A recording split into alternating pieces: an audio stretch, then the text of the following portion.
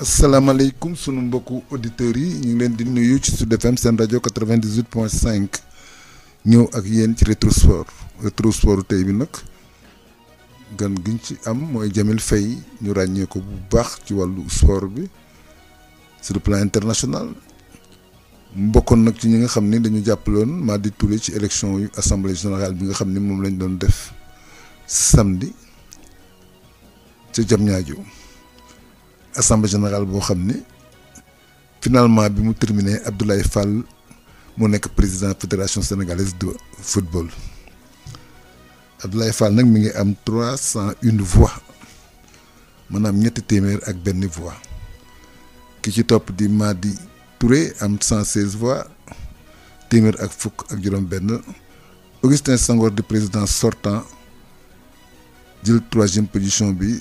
am 92 voix maanaam juróom-ñeent fukk ak ñaar muy assemblée générale boo xam ne nag am na coow ndax d'abord Madi Touré ci boppam porté na plainte puisque nee na assemblée générale bi jaarul ci yoon mais finalement jury bi nga xam ne mooy diriger assemblée générale bi di commission bi ñu compté voix yi ñoom def nañ Ablaye Fall président fédération sénégalaise de football El Hadji Malick yow dem nga sa assemblée générale bi gudd na te it lu ko waraloon tamit mooy candidat yi 5 la ñu woon. assemblée générale bi mujj en 2021 ñaar rek la ñu woon. bi yoon moo amoon 5 candidats le président sortant ak Abdoulaye Fall bi nga xam ni moo nekk tey président ak nga xam ni mooy Madi Touré xam ne demoon na 2 fois élection moom ak Augustin Senghor ak Oumar Ndiaye ak Aliou Goloko. Oumar Ndiaye benn voix la am Aliou Goloko amul benn voix donc assemblée générale bi noonu la demee yow yaa ngi sa assemblée générale bi. yaa nekkaloon Sud FM mais assemblée générale bi Malick effectivement naka la demee puisque résultat yi ni mu demee. waaw am na ñoo xam ni bett na leen. xam nga Pape bu ñu leen mbokku déglukat yi xam nga li ci ëpp solo moom mooy d'abord il faut ñu sàmmonte ak yoon. mënuñ convoquer nit ñi. 9h commencé pratiquement 15h 17h voté 20h lañ commencé voté. Ça c'est un problème boo xam ne il faut ñu total.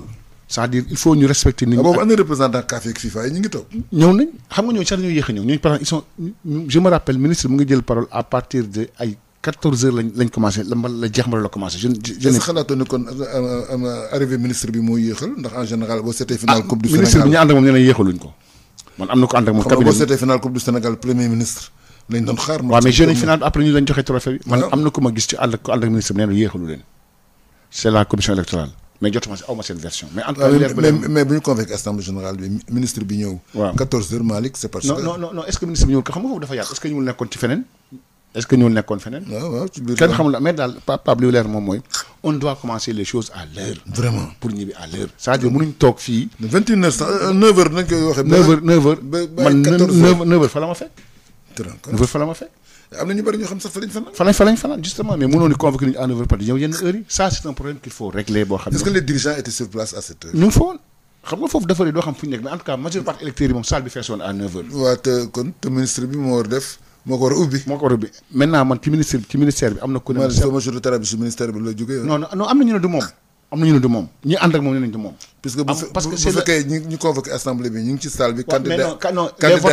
les votants pas les convoqués les votants. commission électorale moom gis après laa leen gis votant parce que xam ne xëy ñëw na parce que comme dafa mag am na ñu nekk yeneen salle mais li leer ba leer mooy retard am na kii imputé retard moom war nañ ko xam kan la pour ne lii du amati c'est le même cas avant vendredi passé mu ne moom c'est la même chose vendredi passé LFA bi ça c'est pas loolu c'est pas normal il faut voter à l'heure beneen bi moom mooy jëm le système de votation c'est compliqué. Ah bon comment. non mënuñ Sénégal ngay gis di voter 24 heures si amul fenn. nit ñi il vote rapidement ñu def léegi xool ñu kii ñëw fii Abdoulaye Fall tey am na ko xaar maanaam chantier yi. maanaam club yi ñoo bëri tamit. non mais club bu mu bëri am na war a am système. 517. système boo xam ne danañ voté mu jeex benn jour ñu voté ko mu jeex mais munu c'est compliqué moo tax bulletin yi doon bëri. keroog lan moo ko yéexal xanaa ku nekk da ngay jël parole wala comment ça se passe. xam nga bu avant mu commencé day am ay motion loolu sax moo indi blocage bi parce que dafa amoon motion dem lu ñu doon expliqué léegi Pape Sidi moo njëkk a def motion bi ñu yëpp pare dañuy voté. ñu ne léegi Pape Sidi Lo waaw benn bu Ligue de Thiès waaw nekk ne ànd ak Abdoulaye Fall dañ ne léegi li ñuy def moom mooy def vote groupé boole loolu yëpp voté mbaa ñu def ko vote séparé def voté élection président fédération bi voté parce que amoon keroog yeneen élection représentante football féminin bi. association des médecins des sports ak collège délégué ak yëpp amoon na. mais ñu ne bu ñu ko defee lii mën na indi problème. et pourtant vendredi c'est le même système qui a été choisi. vendredi dañuy def vote groupé lañu def. mais ci LFA bi. waaw mais dañu ci waxtaan bu jubóo. bi amul loolu xam nga affaire kayit rek jàppal bàyyil. toog nañ une heure temps yoo xam ne. mais xanaa kayit di clair. waaw non mais xam nga am na loo xam ne dañu ko bind. peut-être bi ñuy waxtaan bu jubóo la. Jamil mi ci mu ñu defoon motion bi la bokk. il était pour ça Jamil Faye. d'accord mais après ñoom Pape Sidi Lo comme Ablaye Fall nee na moom du nit coow nañ teg motion bi ñu dem voté ji lu ñu def baax na. ñu Pape Sidi retiré motion ci lañ commencé élection yi. mais mënuñ la wax ni kii il a raison kii il a tort parce que c'est des questions d'interprétation. xam nga interprétation man laaj naa ñoo xam ñu ne ma waaw c'est l'AG qui est au-dessus de la commission électorale. mais le jour de l'élection c'est la commission qui est au-dessus voilà. mais am nañu le jour de l'élection parce que commission bi. et sur les questions électorales. parce bien sûr am na par exemple loolu Seydou Diagne loolu la wax. parce que commission électorale bi. mooy diriger élection bi. parce que maître Seydou Diagne loolu wax que la. foofu kay commission électorale bi Malick. daf ne mooy gérer présidence. daf ne li lañ def. mais néanmoins mën nañ nag def vote pour ñu xool nu ñuy jubóo bañ trouver parce que. ba déggoo am consensus waaw am. ci la ñu nag Pape Sidi Lo ñëw ne man je retire la motion ci la vote bi commencé. bi mu retiré motion vote bi c'est à bulletin secret. waaw c'est à bulletin secret waaw da ngay dem. c'est pas à main levée. waaw non da ngay dem voter il dafa am urne yëpp. dafa am urne la am voté. Pape football bi xam nga léegi am na doole boo xam ne. développé boo xam ne nekkatul affaire yoo xam ne affaire ay du c'est du sérieux et du lourd c'est du sérieux. boo gisee loolu nekk jam ñaajo ak la fa ñu daj yëpp yëguñu ko parce que football moo toll foofu léegi. bien sûr dayoo moo toll foofu ba nga xam ne léegi ATL en 5 nit ñi di ci gën di bàyyi xel par rapport ak li nga xam ne am na. blocage bi bu ñu ko levé gendarmerie sax am na benn instant bu ñu taxaw ci estrade bi ku mel ne Amadou Kane il était contre pour ñu def vote séparé dana woon li am vendredi moom mooy amaat ñu ne ko déedéet il était contre ça. donc loolu yëpp ci la nag problème yi daal di am. mais finalement ils ont discuté pour trouver un terrain d'entente. mais daal li ma mën a jàpp Pape moom il faut essayer ñuy voter à l'heure parce que c'est pas normal un pays comme le Sénégal ñuy voter bu ñu ne 9h voter 16h di voter 24h ça c'est anormal. kii ñëw war na toog et puis itam système votation bi pourquoi ay Ligue 1 3 voix Ligue 2 2 voix loolu kenn xamul lan la. mbaa ñu def benn liste ñu ne Pape yow man am naa sama liste am naa sama équipe bopp suñu gagné ñoom ñooy dem mooy liste. xool tey la composition COMEX bi ñu mel Babacar Ndiaye àndul ak ñoom. il est dans le COMEX àndul ak ñoom il est dans le COMEX. mën na indi ay blocage donc ce sont des choses yoo xam ne war nañu xoolaat chantier yi njëkk mooy xool texte yi ba nga xam ne di voter pratiquement yeneen dëkk yi il vote rapidement ñu dem mais fii chaque man depuis 2002 ba li maa ngi couvrir vote su sa âge da ngay fanaan. c'est vrai. tu passes la nuit à l'Assemblée générale. c'est difficile. un pays comme le Sénégal c'est-à-dire forcément tu passes la nuit à l'Assemblée générale pour loolu. dëkk bu toll ni Sénégal parce que mënoo comprendre bu ñu nee 9h la ñu commencé 18h la ñu commencé loolu war nañ ko xool seetal ko càmparaat ko ba nga xam ne bu ñu voté ku nekk dem sa yoon parce que les gens ont d'autres choses à faire. mais c'est-à-dire poste président bi moom la ñu ci ko voté wala moom la ñu mën a. non après vote groupé la ñu def. xam naa Jamil dinañ tontu léegi buñ ko nuyoo ba pare. dañ ko laaj bu njëkk bi Jamil ñu ngi lay nuyu. ñu ngi leen di fay bu baax di leen nuyu ñaar. Malick ak Pape Dieng. mais dinaa jox carton jaune de Jamil. ah dinaa jox carton jaune de. waaw. balaa nga koy joxe sax maa koy dem ci lii. non xam nga défaite électorale dafa métti. mu ngi dem métti sax défaitu match football. non défaite amul de. défaite amul loolu am nag. am na promulgation des résultats de. les résultats ont été promulgués. waaw mais ok les résultats ont été promulgués loolu mun na nekk. mais défaite amul mais en attendant. waaw mais xam nga en attendant waaye mën nañu wax fi ñuy waxee nii. c'est vrai que ne y a comme on dit y a un président élu. boo xam ne defe naa ne installé nañ ko. waaw mais nag on verra le reste. la suite on verra la suite voilà comme on dit. kon suñu mbokku auditeurs yi suñu invité ñëw na muy Jamil Faye waxoon nañ leen ko Jamil Faye nag dafa bokkoon ci camp Madi Touré ci élection yi ñu doon def ba Ablaye Fall mujj jël ndam li mais ñoom seen wàllu bopp dafa am ay wax yu ñu fa wax yu mel nii. dafa am corruption yu mel noonu corruption la ñu wax léegi Jamil daal ginnaaw boo nuyoo ba pare li ñu lay jëkk a laaj mooy corruption bi naka lay demee parce que assemblée générale bu amee il faut que tractation am.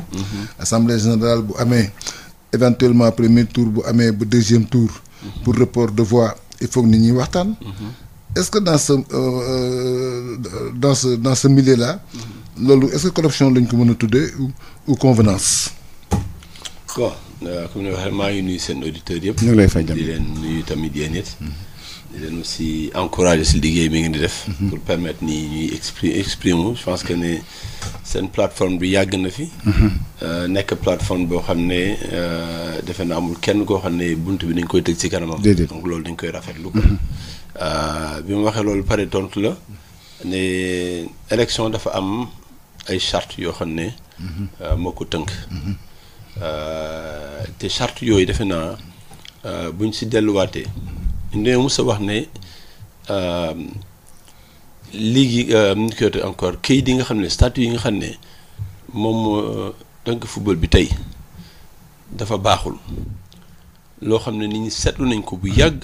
taxi yi waaw taxi yi. waaw seetlu nañ ko bu yàgg dafa mel ni nga dëkk si kër chaque jour boo yeewoo daal ne plafond bi xar bii de war naa ko defar nga dem liggéey dellu si waat mais bu yàggee ba yàgg danañ dégg ñu ne am na nouvelle bu xew am na kër boo xam ne daanu na si kaw njabootu nit ak yooyu loolu moo koy waral nag parce que suñu charte yi bi ñu xamee ne baaxuñu. dañ ko waroon teggi uti charte yu bees. mooy li may wax temps yi passé rek mooy boo ñu lañ waxee yow Pape Dieng nga dem jëndal ñu yére ñun ñett pour ñu mun ko sol yow nga dem xam ne man ak El Hadj Malick mii yére yi ñuy sol taay bi ñu sol jotuñu yow nga dem jënd sa taay loolu mooy yéen ñaar génn naa leen si du ngeen solu. waaw loolu moo am si charte yi ndax dañ ko defar ba mu yem si ñoom. kenn ku ñëw doo si xaj. loolu mu indi problème yëpp sànq yéen a ngi wax ne élection yi. buñ ñu convoqué heure. duñ ko respecté duñ ko commencé heure. man nag yàlla def na defe naa ne ren mooy gulet may voté si élection Sénégal parce que dañu ma doon dàq toujours dañu ma doon tere voté. waaw non bi il faut nit ñi xam ko parce que dañu ma doon dàq mosuma voté. pourquoi ñu doon dàq. ah parce que arrangé moo nit ñi. ndax bu ñu waxee gauche il contestait les textes. voilà bu ñu waxee gauche ma wax droite. waaw man lu ñuy defar football lay wax. waaw ba mu ñëwee assemblée générale. ñu ne ma yow doo fi dugg dafa mel ni yow nga ñëw di liggéey si sud. di animé ñu ne la non Pape kii animé yéeg na pare ah. nga ne man ma ñu ne ma kii animé de yéeg na pare te mënu ñaari animateur mënu fi am. loolu nag moo doon am ñii di ko seetaan. c'est-à-dire mooy bi ngeen amee problème ak. Géejawaay mais balaa may am problème ak Géejawaay. attention de. waaw ba nga nekkee président. waaw sa première année. waaw amul woon problème boobu. si 2013. hôtel fële. hôtel bi nekkoon fële booru école kii booru Méridien hôtel bu mag boobu dama fàtte mu tudd. Ngor Jaarama. duggoon Jaarama beneen boo xam ne dañ ko dindi léegi dama fàtte mu tudd benn école américaine nekk si wetam. dafa naa moo nekkoon club méditerranée yu demee noonu. mais foofu 2013 bi Madi Touré njëkk a présenté wu mais jour boobu dama ñëw ñu ne ma doo dugg. c'est pas may leen li tax ñu ne ma non kii mandat bi ko yor dugg na pare man mandat maa ko war a signé ñu ne ma ki ko yàlla dugg na ba pare ça s'est répété pendant des années ay injustice la donc ñu delluwaatee si texte yi ñu xam ne mën nañ joxewaat ak exemple yu bëri nag ma dellu si question bi nga laaj élection dafa am ay charte yu ko tënk gis nga à part affaire heure bi sax am na leneen luy ñëw parce que c'est pas normal man j'ai fait 25 heures sans dormir kon dama ko compter 25 heures 25 heures sans dormir 25 heures te naawuma peut-être am na ñu mu ëppale am na ñu mu gën a tuutile bi ma ko xoolaatee ba xool man sama bopp damaa tiit ma ne lii c'est pas possible c'est pas humain loolu mooy indi ay nit ñi de craquer. def n'importe quoi xuloo dóorante. loolu mooy indi problème. mais Sénégal rek mooy dëkk boobu xam ne tey. lii dafay am tey 24 heures. suñu charte yi dafa am dañ ci bind vote électronique ñaari vote moo am ñett sax mu am na vote à main levée am na vote électronique am na vote à bulletin secret. tax ma dama doon wax toujours ne seen vote yi ngeen def acclamation assemblée générale tawul leen ko fenn parce que nekkul charte yi. ñu naan ma noonu ma leen démontré ba léegi kenn mënu ma ko démontré lan moo ñu tere fii ñaata Sénégal ñoo fi nekk ñoo xam ne mën nañu defal nga vote électronique. waaw te nag wuñ ko def loolu mooy njëkk caaxaan bu njëkk bi fi ñu toll yëpp caaxaan yooyu moo ñu ko indil. ñu koy tegalee ati at. donc charte yi nan ngay defee élection yow fédération nga indi délégué yëpp ñu ñëw mais yow yaa leen war a fat. waaw. yaa leen war a jox hôtel bu ñuy dëkk. yaa leen war a transporter. jox leen ñu lekk. jox leen ñu lekk jox leen ñu naan. mais yow ngay def loolu pare mu ngi sa budget kenn waxul de fédération deful loolu mais ngay nangu keneen di jëli délégué am di ko yóbbu si hôtel bu gën a rafet di ko jox lekk bu gën a rafet foofu la guerre commencé. voilà loolu bu ñu ko nangoo rek mais tamit ça c'est pas interdit peut-être moralement oui ça pose. si. comment c'est éthique bu ñu waxee éthique. waaw. éthique xam nga am na kenn nee na. waaw. nga jël nit fay ko mu votel la. waaw. loolu terewuñ ko binduñ ko fenn léegi man su ma demoon fii tey man ba war a dugg wanag te mënuma xaar ma jóg taxaw fii si studio bi daal di fiy colol tooyal ko ba mu tooy ñëw toogaat nga ne ma dafa jàmpoonte te bëggu moon génn émission bi est-ce que war nañ bind nañ fii nii kenn waru fi dem toilette binduñu ko fi xel nanguwu ko waaye xel mais binduñu ko fi mais xel nanguwu ko tamit donc loolu mooy suñu problème ni ñu war a wax c'est-à-dire gis nga il faut que ñu commencer dagg fi mal bi nekkee fédération di obligé nit ñi ñuy dem fi ñu leen wax bu fekkee nag Alaaji Malick moom fi ñu ko bëgg yóbbu arrangé wu ko am na droit mu dem dëkki feneen mais nag ñu ñëw buub nit ñi mais jëm loolu waxal Ablaye Fall moo ko def c'est lui. nekkuma fi tudd. waaw mais ñoom ñoo ko def. ñoom ñoo jël regroupé seen ay nit parce que c'est pour sécuriser loolu vote ñoom ñoo def loolu. waaw bu ñu demee bay sécuriser vote. waaw bu ñu utiliser sécuriser. waaw booy sécuriser ça veut dire am boo demee ba ngay sécuriser benn lieu. waaw c'est parce que ça veut dire que ne am na lu tax. am na insécurité. waaw donc s'il y a insécurité. doo def loolu. ma dolli la lenn. muy lan. sama maire Guédiawaye. Ahmed Aïdara. xam ne dama ko mus a naw mus ko respecté. Ahmed dama doon toog di dégg samay copains naan ma Guédiawaye amu leen maire. may di ku ma koy défendre bu dégg bëccëg. am na choix nag. waaw dem ne. wax naa premier ministre. moom kii mooy candidat nam mooy dugg na fi loolu am na droit def ko. mais ku nekk da nga war a yem fi ñu lay yemloo. déglu baax li ma lay wax quand Ahmed Aïdara génne le matin du vote nga xam ne ñun egg ñu foofu mu bind ne élection yi jeex na Ablaye Fall moom mooy gagné bi yoon rek xam nga maa ngi tudd turu Ablaye Fall bi yoon parce que damay cité ne Ablaye Fall moom mooy gagné premier tour ak 363 voix. ne Ahmed Aïdara moo ko bind waxu ko daf ko bind. mu ne lépp jeex na. parce que moom mooy gagné ak 363 voix te pour gagner élection bi. il faut 345. il lui faut 345 voix. xam nga li muy wax dafa leer. nee na nag su amul ñu war premier tour lay yem. su amul ñu war. moom à quel titre la ko waxee. merci beaucoup moom peut-être dana ko répondre man tam du may wax di sànni damay wax joxe ay preuves. lii gis nga chiffres yi. dafa sorenti woon donte amul woon majorité pour gagner premier tour mais sorewu ko. et soo defee en mathématique la loi des 10% en statistique et tout ça da ngay tomber baa ngay jege chiffre bi nga xam ne moom la Ablaye Fall am et on sait que ne moom déclaré woon na fu nga dafa dire que moom mu ngi woon ci cercle boobu donc. mais wax loolu taxul mu am. mais wax loolu taxul mu am. oui parce que. non taxaw rek. allez-y waaw Ahmed Aïdara lan moo ko indi ci biir fu ñuy defee élection à quel titre. mais je sais pas peut-être ñëw na. à gis quel naa ko titre ñëw na fa gis naa ko. ban moment la fa ñëw.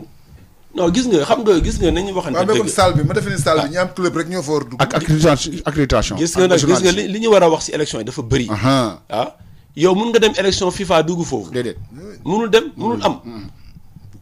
gis nga dafa am ay manquements yu bëri fi ñu toll nii. manquements yooyu moo ko indi parce que lu la arrangé nga gëm sa bët mais moi quand je dis que ne délégué de fédération dafa leen war a sécuriser héberger leen. waaw c'est applicable à toutes les 3 coalitions. waaw waxuma dañ ko war a defal kii defal ñëpp lañ ko war a defal mu yemal leen mu nekk benn donc loolu mooy suñu problème bi fii tey ba ñu indi. tey pour que la fédération prenne en charge tout le monde. tout le monde et d'ailleurs la fédération le fait c'est dans son budget mais lan moo tax tey ñuy bàyyi man su ma la dugalee hôtel nga ne nekkumoo fa mais di nga ma avertir avant par écrit ma annuler réservation bi yaa xam nag may jox raison ou pas mais su boo génnee dem groupe feneen mais day am problème danaa la wax lenn gis nga ñun bi ñuy ñëw ci vote bi. doxuñu suñu waxee souvent dañuy ne c'est de mauvais perdants. non balaa ñuy wax mauvais perdant xam ñuy wax. nee nañu waaye bon maa di tubaab la Jamil tubaab la quoi. yéen nga yaroo ci réew mi da nga nekk tubaab. gis nga ci salle bi ñi fa nekkoon ñëpp. suñ doon compter ku fa ëpp lu mu def élection non seulement lu mu organiser élection. wala lu mu superviser élection. waaw. wala lu mu dem am candidat taxaw ak moom. défendre ko. bu dee ñaari nit wala benn danañ fa yëkkati loxo. ñetteel bi du ma raw. waaw pour ne pas dire parce que xam naa li may wax def naa élection ci biir pays superviser naa élection mu toll ni ay ANOCA mu toll ni ay fédération football donc xam naa li nekk ci biir élection moo tax quand on a vu que ne lii bu muy commencé génn. la ñuy commencé jël suñu matuwaay parce que ñun dañu yor suñu statistique aussi. yor suñu chiffre yéen la moo nekkoon seen ay chiffres yéen. non duñ ko wax fii mais je peux vous dire que ne chiffres yi ñu yore woon. waaw. benn côté bi moo jékki-jékki rek def ni bum bum bum bum tout d'un coup parce que xamante nañu suñu biir. gis nga am na kenn koo xam ne. waaw dana reconnaître boppam. dama doon wax toujours ne ma y a pas de problème je suis avec vous ñu vérifier ko par xam du ñun. du Ablaye Ndiaye de rek dama leen di voter de ñu ne ko acca. dañuy woo Pape Dieng. ne ko Ablaye mii nee na kii lay voter keneen ki lay voter Ablaye vérifier ko mu ne ko non musuma voter ko ñu vérifier ko ba 3 fois. ñu soog a xam ne kon vote bi entre guillemets sécurisé nañ ko su ñun la nekk. suñu xamul vote bi fu mu féete. waaw suñu ñëw ñu Pape Dieng 90% yéen lay voter ñu sànnil ko keneen. ñu jox ko Ablaye Fall wala ñu jox ko Augustin parce que du ñu compter loo xam ne moom war nañu ko. teewu leen ko donc on avait des chiffres très corrects. waaw wax ngeen chiffres yi am tam tamit wax ñu ko. duñ ko wax fii nag. chiffres est-ce que dana leen yóbbu au second tour. ma ne chiffres yi sax. waaw 100%. Jamil. chiffres yi. tant que demoo ci vote bi li ngay wax. c'est fictif c'est fictif. non. tant que eggut dafa nag. même aux élections politiques. di nga dem ba ci biir urne bi soog a décider kan ngay wooteel. parce que tant que dugaloo bulletin bi rek rien n'est acquis. tout à fait. parce que une élection on ne peut pas la maîtriser à 100%. parce que la personne qui vote. c'est un vote secret. li muy bind moo koy bind def ko ci enveloppe bi dugal ko. donc qui te promet qu'il va voter pour toi. il faut pas être assuré à 100%. non am nay votes yoo xam ne dans le calcul. du vote. waaw am nay votes yoo xam ne c'est 100% wala 1000%. xam nga mënoo xalaat ne man. vote jàpp olympique de Guédiawaye mun na dem feneen. fudu munoo mais. yow da nga am foofu féete. non am na tu es obligé. am na yow li nga daj yëpp ak li nga def yëpp. ñu ne ngaa bañ a votel mais non damay wax. mais am na ñoo xam ne manifester bi nga manifester defuñu ko. waaw engagement bi nga jëluñu ko. mais merci et puis ils ont été consultés par tous les candidats. et loolu mooy yoon. voilà loolu mooy yoon mais damay wax ne gis nga dans l'observation. waaw gis nga dafay am toujours ay catégories. xam nga. c'est des fois ñu waxee indécis xam nga wax naa fi loo xam ne peut-être déglu xam na wax naa loo xam ne déglu nee naa la am na ñoo xam ne man su fekkee ne Pape Dieng wóoruma à 100% au moins. du ma comptabiliser dama koy verser si ñeneen ñi. même à 99%. À 99,9%. ah bon mais loolu mooy compter élection nag soo bëggee am chiffre yu dëgër. noonu ngay compter nga sànni ko fële. 100%. waaye 100 gis nga rek ma wax la moom la jox exemple koo xam ne dama si commencé woon sànq. egguma si. koo xam ne daf ñu mës a garantir ne non seulement mu ngi ñuy voter mais mu ngi ñuy doxal ay vote bi mu ñëwee dafa wàcc si biisu beneen coalition. c'est pas possible te mën ngeen lay voter. si mais man xam nga man dofuma fee lay taxaw di xool. waaw gis naa la keroog moom saal bi daa bëgg doon dugg. non nee naa la xool 7 heures du matin laa ñëw di tomb su ma la nuyoo ne la Pape na nga def téye sa loxo xool la sa bët daw. ma xam ne Pape mi narul lu leer. wala ma ne la Pape. may lox mu ne non soit reste assuré. je veux pas assez assuré. jox ma bu la joxuloo ma ko te laajuma la dara. mais noonu la ñuy def ñuy dindi ñu ne non man damay dem ki nga xam ne mooy sant damay dem na ko dindil Pape Dieng. mu ne mais Pape mën na ko dindi ko.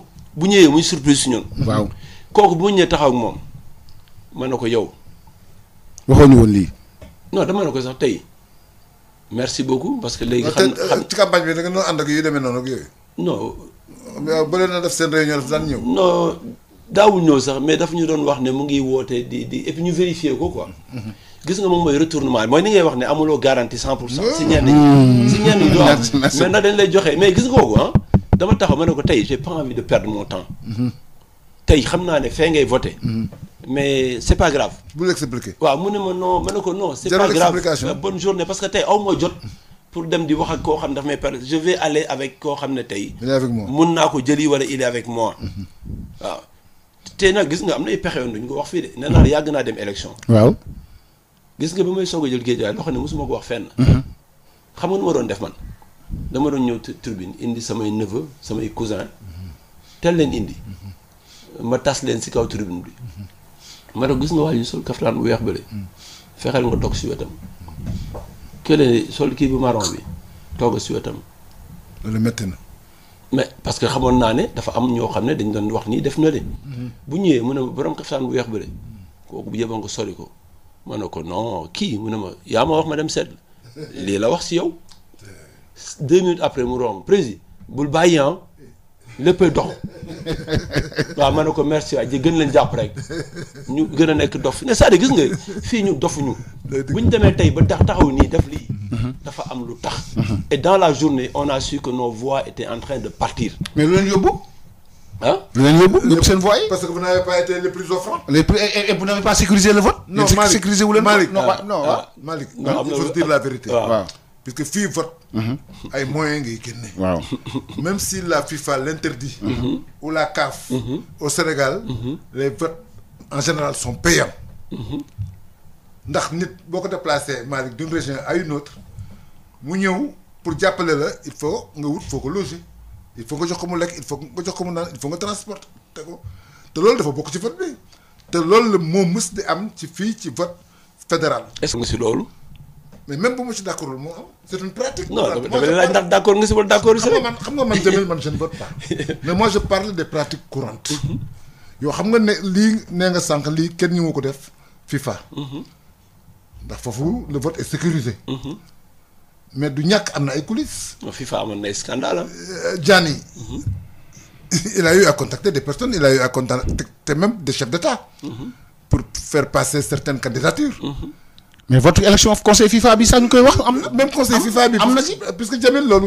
est-ce que joxe na xaalis non non mais Jamil xam nga fa ñuy joxe xaalis kenn du ko fekkee. kenn du ko fekkee waaw foofu la wax ji nekk nag fa ñuy joxe xaalis Jamil. yéen gis ngeen fekkee ngeen kenn du ko fekkee. yaakaar ngeen ne naa toog fii si studio bi di wax li ñuy waaw non non c'est que yéen da ngeen porter plainte ci loo xam ne nga am ngeen ay preuves. waaw mais xanaa dama defe ni xanaa boo fekkee da ngeen porter plainte ci loo xam ne am ngeen ci ay preuves. preuves yooyu di ngeen ko fournir. ah bu jotee pour faire passer. mais est-ce que yéen am man parce que man bu ma jour AG bi. du ma tudd ay tur. j'ai eu des rumeurs ay yu wax. am nañu après wax nañ daal wax nañ. ah mais Malick loolu il faut. Madi l'a dit à la conférence de presse. bi ñu def point de presse ay 5h30. que il y a des corruptions avérées. Je vais saisir la justice, l'État doit prendre ses responsabilités. Moi tax sax su ma bokkee deuxième tour bi c'est comme si je valide ce qui s'est passé.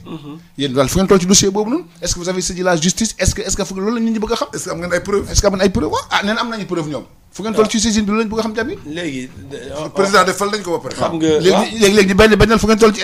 seen président Malick ñoom dañu yaakaar ni président seen yooyu ñuy wax bu ñu amee preuve présidence bi dañ koy wote waat wala duñ ko valider sur quoi yéen lan ngeen yaakaar en cas bu fekkee par exemple am ngeen raison. yéen lan ngeen yaakaar en retour. lu ñu yaakaar. bu fekkee am ngeen raison laa wax. soo jëlee tey match championnat. nga indi joueur boo xam ne. il n'est pas qualifié. nga joué loo ko. da ngay perte match bañ jàpp la. da ngay perte match. bien sûr. mooy sanction immédiate. waaw donc su nit tricher jéggi règle yi ñuy teg c'est la sanction suprême. mais loolu fan ngeen koy yóbbu tribunal arbitral du sport ngeen koy yóbbu wala naa tribunal grand Pape nag tamit li dañu bëgg a xam ne tamit. du ma ñëw bu ngeen liiree texte yi. waaw texte yi wax nañ bu baax. fi ngeen war a plaindre fi nga war a jaar. fi nga war a jaar ak. waaw te bu fekkee ne am nañu ay preuve yoo xam ne preuve lañu. bu fekkee ne mun nañ dem waaw damay nag parce que du ma taxaw fi naan ay yor nañu lii yor nañu bagage yi. yor nañu loolu kay loolu doo ko wax gis nga waaw. sa dama ne xam nga c'est bu dara amul woon. waaw. man la veille. muy élection LFA. waaw. bi élection yi jeexee. dama dem si Elimane Lam. me féliciter ko de la façon la plus chaleureuse possible. Parce que ce jour-là gisuma benn entrave on est des sportifs. d'accord ma dem si Koso Diané. et ñi may wax nii bu fekkee dëgg mën nañ dugg si ligne bi. ci biir am na ñu la gis ci biir salle. ma féliciter ko de la façon la plus chaleureuse. bay defe naa ba may ñëw di féliciter Elimane Lam sax gars yi ñu ngi ko wër benn garde du corps am gis ma nee na bàyyi leen ko mu jàll. ma ñëw sa féliciter ko avancé parce que gisuma loo xam ne. su anomalie ci élection bi. tere na ma ne ko du ma ko féliciter. mais dama leen dellu ginnaaw si jour boobu. gis nga bi ñu commencé xam nga jour boobu soo xoolee candidature yi y avait Koso Diané. y avait Yann Thiam Yann Thiam Mbaye Diouf Dia. ñoo nekkoon ñetti candidats yi. non ak kii Fall ak ah. le gars Fall la dañuy fàttali tur bi Abdou Kadir ou Abdou Karim Fall. amoon na Kader dafa retiré wu. dafa retiré wu kon ñett ñoo ñu demoon. ñaar ñi bokk benn coalition. kii nekk candidat indépendant boo xam ne ñun on a dit que ne. da ngeen koy jàppale. mun ngeen ko votel. waaw. on a fait un communiqué. waaw. mais bu ma toogee ci salle bi ñu joxe résultat yi. dama toog 5 minutes. ma ubbi sama téléphone. ma ne gars yi y a quelque chose d'anormal. ñu ne lan ma ne li anormal fii mooy la combinaison des voix. combinaison des voix mooy xam nga dañoo jëloon benn enveloppe. waaw boo xam ne. mooy vote groupé bi. voilà 2e vice-président bi. waaw ak 5e bi ngay dugal ci benn enveloppe. waaw.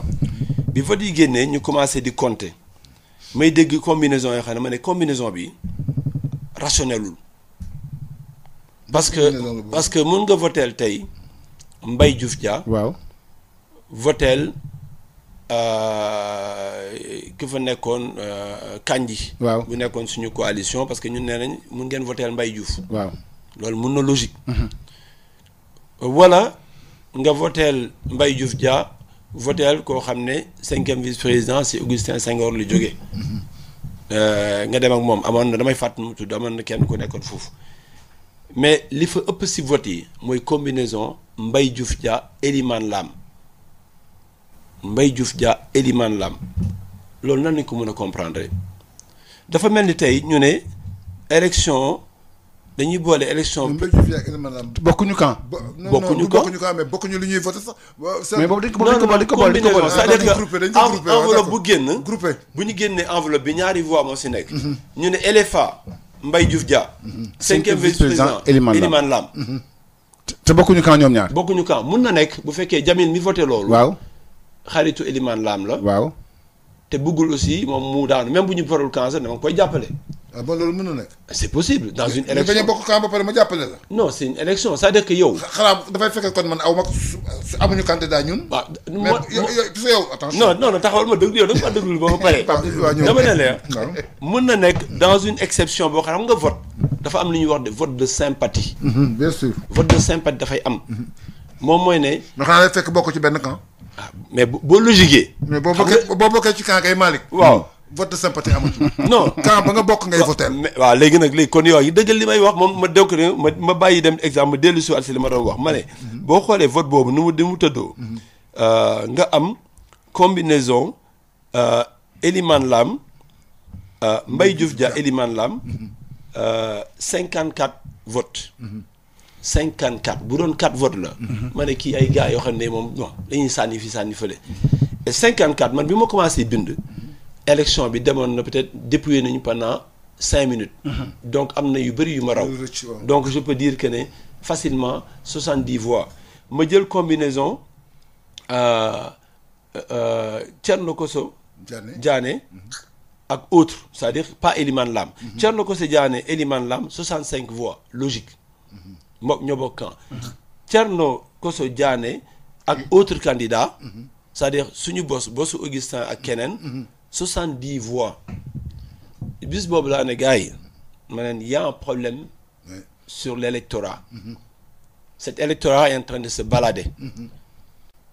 Et ça veut dire que ñii ñu ngi wane seen bopp. Et c'est là où on a commencé à avoir peur commencé nag ñu ne demain il faut ñu teel a jóg. ñu dellu waxaat ak gars yi balaa ñu dugg parce que ñun joxewuñu xaalis joxewuñu guro joxewuñu suppu kànje programme nañuy joxe. Et on a toujours dit avec Madi nee naa ko Madi un programme ne te fait pas gagner. Un programme daf lay garder en vie. Parce que boo amul programme dañu ne non bëgg naa la voter mais amoo programme soo amee programme ñu ne mais programme bi baax na mais defuloo leneen li donc le programme ne te fait pas gagner daf lay maintenir en vie. da ngay tiggee boss bi nga dem. Qu'est-ce qui fait gagner alors? Qu'est-ce qui te fait gagner? C'est une bonne campagne de proximité. ngay waxtaan nañu. convaincre leen. c'est ça. Jamil yow laa xam nga man. Jamil ubbi nga beneen pot. waaw allez-y waaw. xam nga gis nga nit. parce que foofu la vote bi ne. waaw gis nga nit. ah suñu waxante dëgg. la campagne de proximité. am na ñoo xam ne danañ la ne ok yow sama xarit nga mais du ma la votel am na ñoo xam ne yow sama xarit nga bul ñëw dama lay votel donc la campagne de proximité du la gagneel. mais dina la jox éclairage. non mais même le c'est-à-dire da ngay mélanger c'est-à-dire une élection dafa compliqué paramètres yi ñu bëri. c'est un tout c'est un tout. ok c'est un programme. c'est tes amitiés. c'est ta proximité. c'est ta relation. c'est xam nga mooy ñuy wax le premier cercle mooy ñiy voté. waaw deuxième cercle bi jabar yi ñu ngi si. xarit yi ñu ngi si. doom yi ñu ngi si. ñoo xam ne da ngay étudier ba xam ku am influence tey si Pape Dieng. ñu ne Pape Dieng boo buggee mu wax la fu mu féete. seetal diw. dana ko ne sama waay xam nga man suma coow bëriwul mais man Jamil lay sànnil.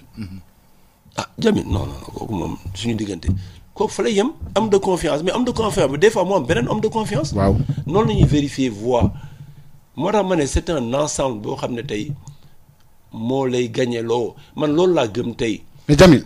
mais Malick xam na laa ko bëgg a laaj. yéen votre bataille permanente. et ancienne. mooy texte yi. waa texte yi pourquoi duñ ko changé. mais la majorité des 2/3 texte yi balaa ñu koy changé mu ñëw assemblée générale. suñ ko indiwul assemblée générale. noo koy changé man texte yi bu doon dañ ko may tere. dama koy taal léegi. mu tàkk ñu indi beneen mais mënu si dara. nañ ko ne assemblée générale bon sous le règne de Augustin il était prévu que texte yi dañ koy changé mais en général. ku ñëw ni dañ koy changé. di nga fi toog ba dem te duñ ko changé mais qu'est-ce qu'il faut faire maintenant pour changer les textes. xam nga lu qu'est-ce qu'il faut faire. nga def ni Madi Touré. moom mooy ne su ma toogee. waaw loolu wax na ko ci campagne je me donne 3 mois. pour changer wax na ko pour changer texte sama ñun. moom rek bu ko waxee te yeneen candidat yi waxuñu ko nag Malick bu toogul du am. waaw non quand il est président. waaw un président même boo ko contré. mais le président actuel. on ne peut pas le pousser à changer le texte. mais waroon na ko def. non dama ne même bu ko def. ban président actuel. Abdoulaye Fall mi gagné. Abdoulaye Fall nekkagul sama président de. yow nga wax yow la nekkul sa président. non ñun yow gis nga suñu communiqué de presse démb. gis naa ko. waaw yéen kay d'accord waa fédération sénégalaise de football à l'heure actuelle. moom la ñuy def président. nee naa la c'est le président élu. voilà c'est le président élu. c'est le président élu. voilà c'est ça le mot. man j'ai le droit de contester ça. bien sûr non bien sûr. donc nag bu ma non mais Jamil est-ce que. waaw mais le président. malgré la contestation il est président. pour le moment. Jamil ma xam la bëgg laa Jamil.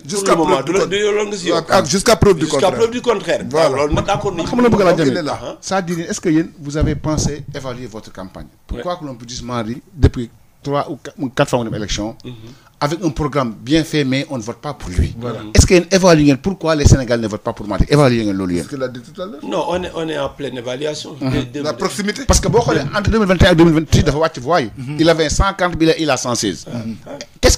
pourquoi les. qu'est-ce qui a fait ça. avec tout ce qu'il a. yow Babacar Ndiaye. ba garaaw noonu sax.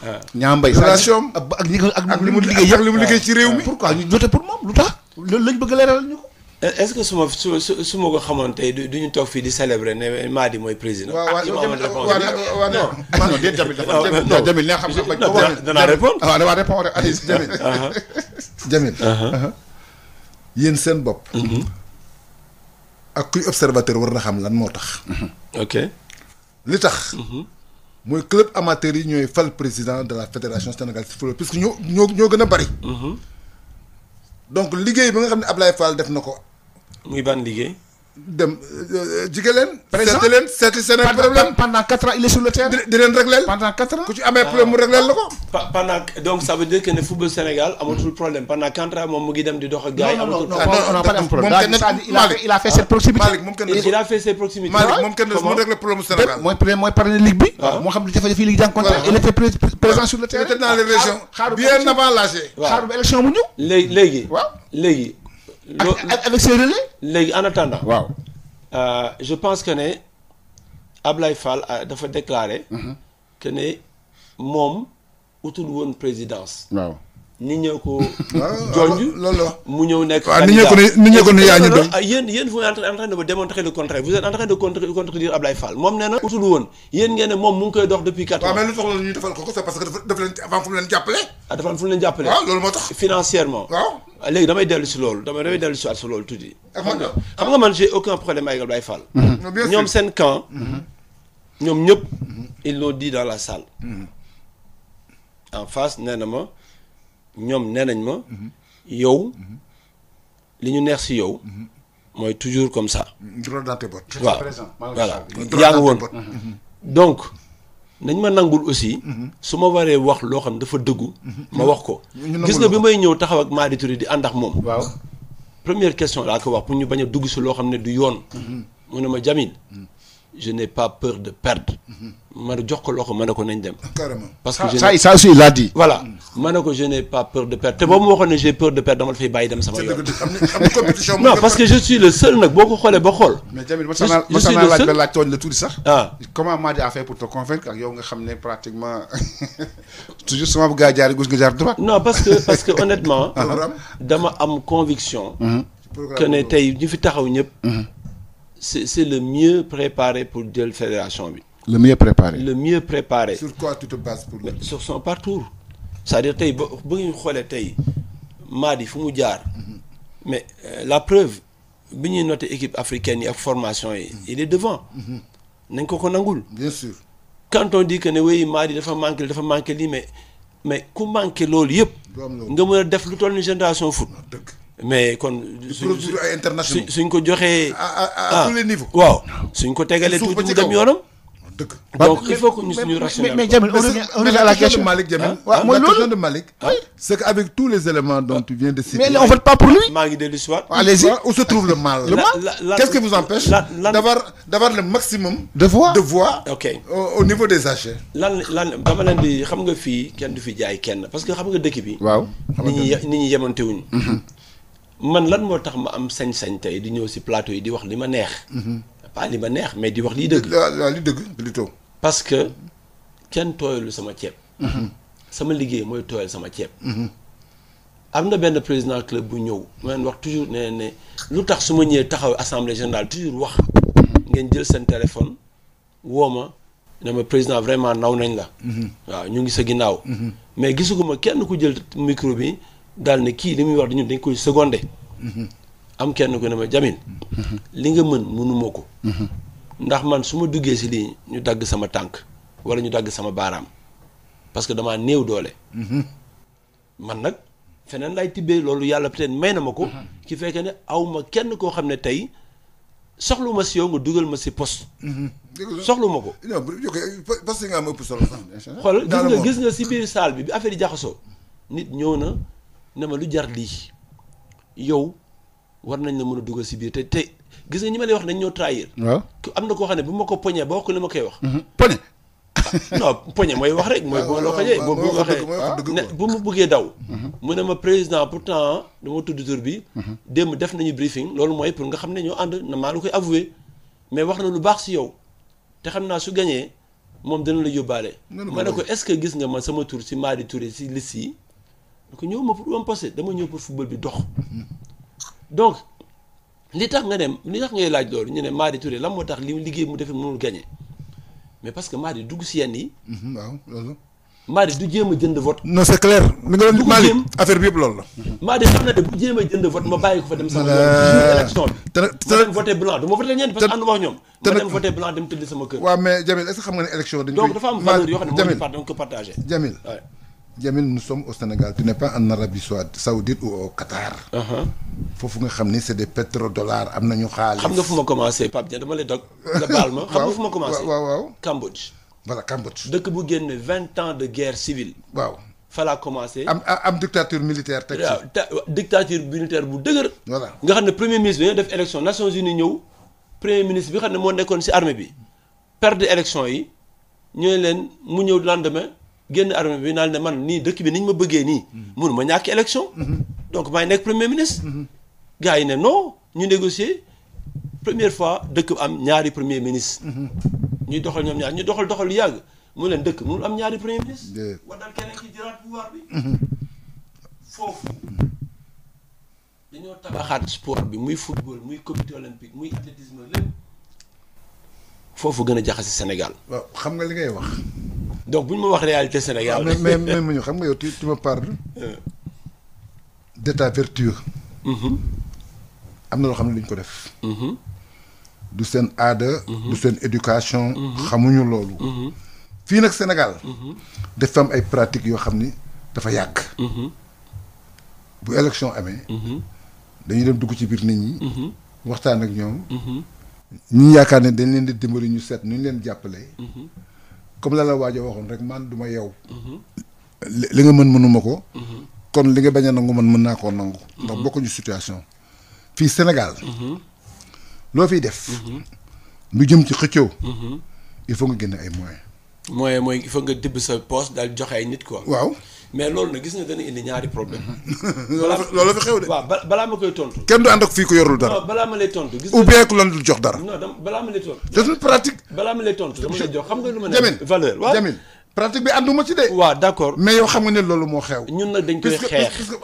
d'accord kon yow comprendre nga li ma la wax. non dañ koy xeex. ndax xam nga yow li nga wax ci Madi yëpp. ak qualité yi mu am. waaw su fekkee da ngay wër. président fédération rek. il remplit les critères. mais ñun bu doon vote boo xam ne Sénégal yëpp ay voté. Madi gagné na ko 9h du matin. mais nag affaire bi moo demee noonu. c'est pas politique c'est sportif. waaw d'accord c'est sportif mais bu ñu delloo si valeurs yi. tey mënoo ma wax ne tey sa doom su ñëwee si kër gi indaale fukki junni. nga ne ko ku la ko may. mu ne dama demoon kër benn grand bu tudd Samba Sow. noo def mu jox la ko. dafa dama rek man xale bu baax la xale bu yar mu jox ma 50 000. yow doo posé wu question. si damay dem ci kër Samba Sow laa jëm. mais fa ngay jëm xool li fa xew. bien sûr mu ngoog nag donc loolu c'est valeur la ñun loolu la ñuy jàngal. suñuy doom je suis d'accord donc mënuñu gis. yéen da ngeen bëgg a jubal yéen da ngeen bëgg a jubal affaire bi naan jubal jubante te ñun. yéen xam ngeen bu baax man xaaru moom jubal jubante de. dëgg la lu yàgg naa si nekk mu jub. bien sûr donc xaaruma tey ànd léegi xaaral ma deuxième question. mais non mais Jamel da nga xeex ba sonn sottul nga bàyyi. non bàyyi ma dañ maa dàq. dañoo ñëw tëj sama buntu kër teg fa ay soldaar ne acca bul ñëw waaw non nañu waxante dëgg rek dañ ma génn nag bi ma dellusee mu jaaxal leen parce que dafa am fu ma leen jaar ba dellusi. non yoon bu nga jaar la. ñu ne non fi ñu tëj yoon bii. parce que gars yi fi ñuy jaar dugaas foofu bi parce que xam nañ du ma leen may jàmm. yow porte dérobé nga jaar. voilà gis nga nag léegi gis nga Sénégal man toog naa fii benn chaîne bu ngeen ma mayee ma tudd chaîne bi wala ma bañ ko tudd. allez-y des sports. bien sûr. fan yee passé. waaw j'ai suivi. nga suivre nga ko. donc ki représenté woon ki ngeen di wax ne moom mooy arrosé ligue yi depuis des années. ma ne ko vous avez sorti un plan ba nga xam ne seen financement bi ngeen di joxe en tant que club j'aimerais bien ça. oui bien sûr. mais fu ngeen koy jëlee nu ngeen koy financer parce que boo ñëwee defar sud ay 50 milliards. jàppatuma mi suivre sax ba say métti sama bopp. chiffre faramineux. voilà boobu nag laa la ko laaj ne ko kon tey booy ñëw di tabax kër da ngay am rubrique recette. ak rubrique défense. bu sa recette matul doo tabax wala nga tabax arrêté dama continuer waat. ma ne ko kon fu muy jógee mu tontu ma. waaw ma ne ko xanaa poosam la mu ne ma non mu ne ma moom du dugal xaalisam il met très peu de sa poche moom mooy si poosam. tuuti moo si dugal si li muy financer léegi li si ëpp fan lay jógee mu ne si ay relations professionnelles mais kooku dugal na ki mu àndal. un payeur de l'État nan la mën a utiliser relations professionnelles. pour mën a financer ay ligues mais c'est extrêmement grave. mais man li ma bëgg a laaj tamit loolu grave na wala d'accord ne loolu grave na. waaw bon man je dois apprécier man je suis là pour poser des questions comme journaliste quoi. non moi je pose des questions man li ma bëgg a laaj c'est-à-dire yéen wax naa la ko léegi je sais pas bañ nga toon c'est-à-dire yéen est-ce que vous avez évalué pourquoi avec tout ce que vous dites Madi ne parvient pas à gagner les élections c'est-à-dire il faut nit ñi xam loolu. waaw xam nga wax nga ko yow yaa ngi fa. Babacar Ndiaye ñu koy félicité. Ñaambay ak ñu ànd ak moom vécu bi mu am ak jaar-jaar bi mu am. ak suñu yenn confrères yi nga xam jóg nañu taxaw si moom ba pare. électorat wàcc pourquoi loolu est-ce que c'est parce que le discours ne passe pas est-ce que loolu lañ bëgg a xam. non électorat dafa wàcc wala dañ ko wàccee c'est-à-dire boo gisee ñun ñu taxaw di wax nii. waaw non dañuy wax wolof rek. waaw dafa wàcc wala dañ ko wàccee. c'est-à-dire soo gisee ñuy taxaw xam nga man mun naa de continuer di jox ay preuves pour vous dire que ne. ñun naagawuñu woon. waaw on savait qu'est-ce qu'il fallait pour gagner. et toujours dañuy appliquer ay pourcentage en moins ñu teg ko de côté. et gis nga bu lii yëpp amul woon gis nga naa la wax loo xam ne tey. normalement sax bëgguma si woon wax mais am na benn hôtel boo xam ne. fédération dafa def liggéeyam. héberger fa ay nit ne leen ne fii mooy seen dëkkuwaay. mu am ñu ñëw génne leen foofu dugal leen si hôtel bu gën a rafet boobu bu gën a yànj. mais est-ce que c'est interdit. mais nag lii nag moo tax Sénégal du dem. waaw bu ñu ko jàppee nii. waaw billaahi Sénégal du dem.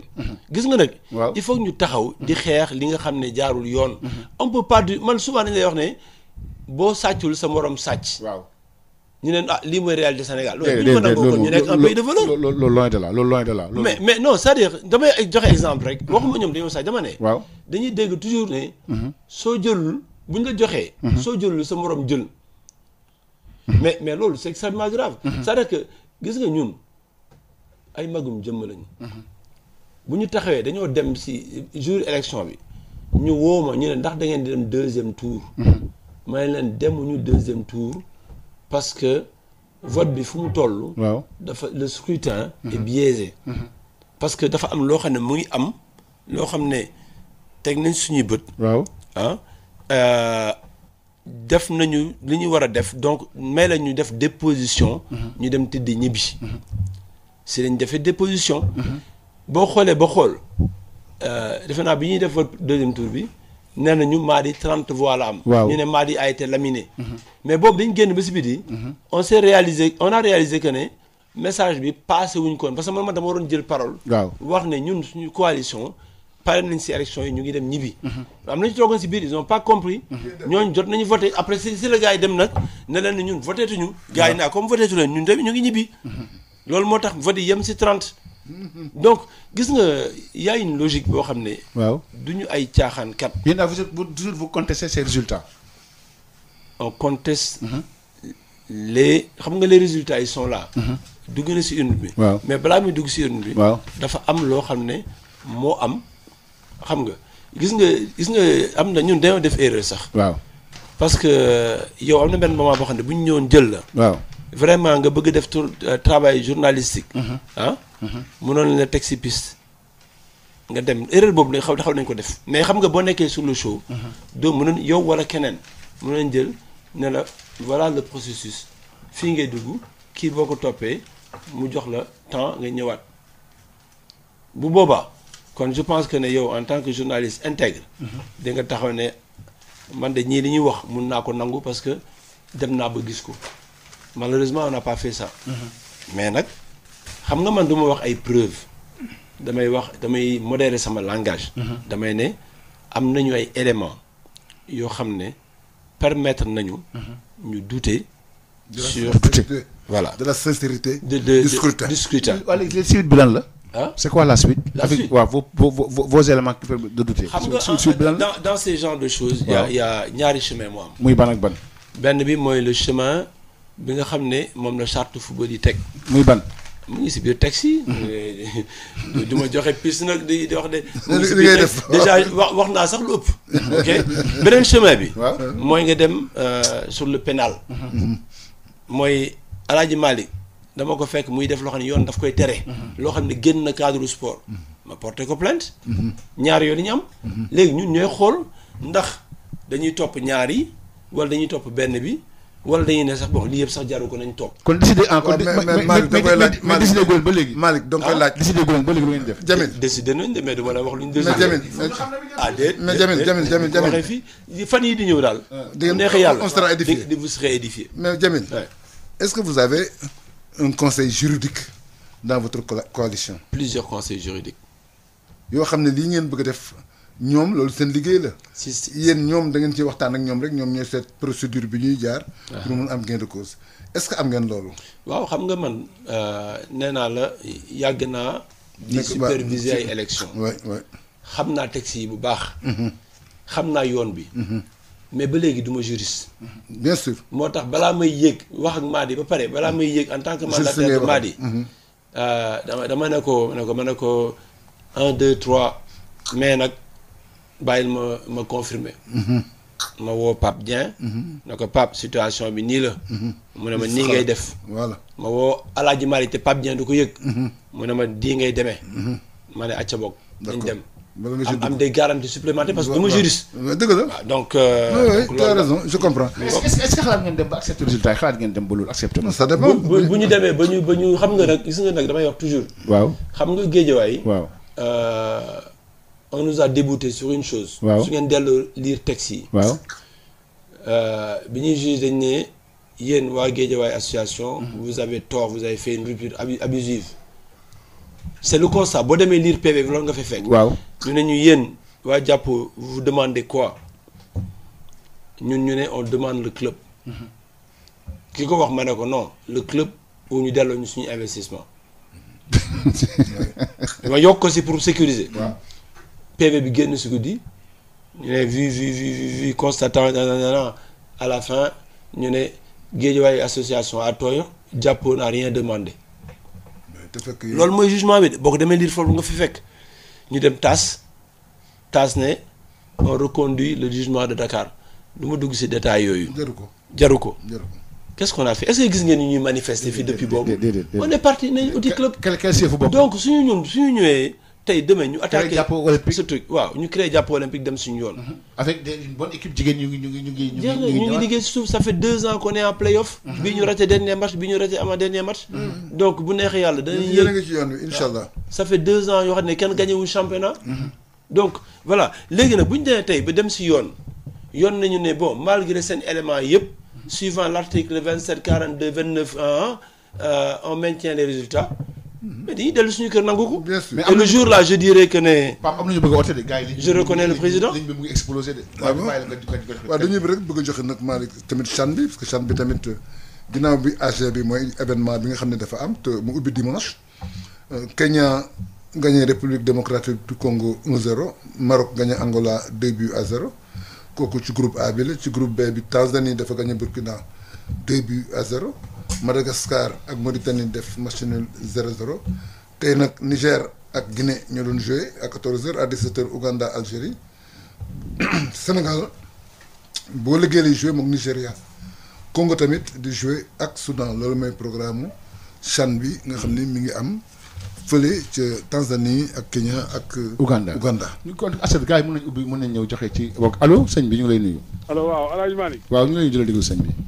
di ziar di leen jaajëfal. ñu ngi ziar baax na du la fan ngay wootee. di rafetlu émission bi Camara Ousmane. Ousmane ñu ngi déglu baax Camara. allez-y Ousmane. waaw mais li ma ci jaaxal rek mooy. bon Jamil. que mu soit Jamil que soit ñoom seen coalition bi.